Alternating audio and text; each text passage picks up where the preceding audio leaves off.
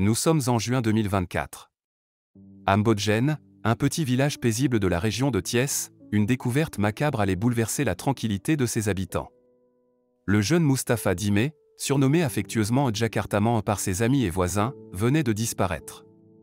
Ce jeune homme de 18 ans, toujours souriant, était connu pour son service de moto-taxi.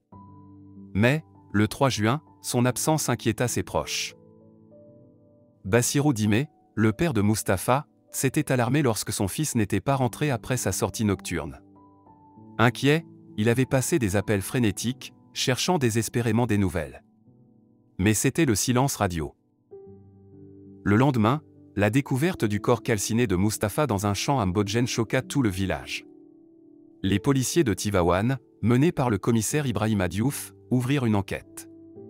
Le bornage téléphonique orienta rapidement les soupçons vers un proche de la victime, Monsieur Si, un ami de longue date.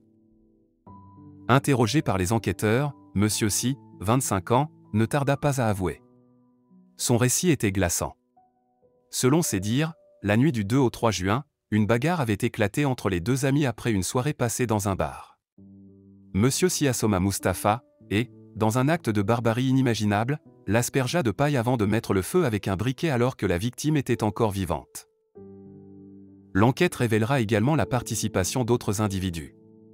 Dion, qui avait acheté la moto de Mustapha pour 200 000 FCFA, et W. Diop, à qui cette moto avait été donnée en gage. Les deux furent arrêtés pour recel, tandis que Monsieur Si fut inculpé pour assassinat avec acte de barbarie et vol. La communauté de Mbodjen était en deuil.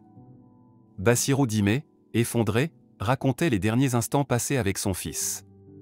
Mustapha était parti précipitamment après un appel d'un ami, sans se douter du destin tragique qui l'attendait. Le père de Mustapha, au comble du désespoir, revint sur les circonstances de la disparition. Quand on a fini le travail, il est allé prendre une douche tout en me disant qu'il attendait un appel téléphonique d'un ami. À son départ, il m'a dit qu'il allait bientôt retourner. Mais il est resté jusqu'à 20 h sans revenir. L'angoisse montait. Bassirou chercha son fils partout, des hôpitaux aux postes de police.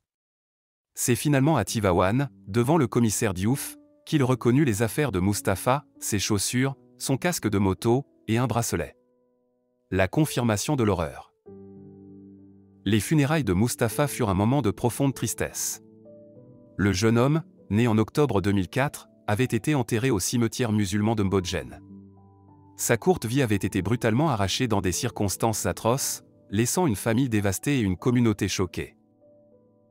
C'est ainsi que se referme ce chapitre tragique de Mbodjen, un drame qui restera gravé dans les mémoires comme une des histoires les plus sombres de cette paisible région de Thiès.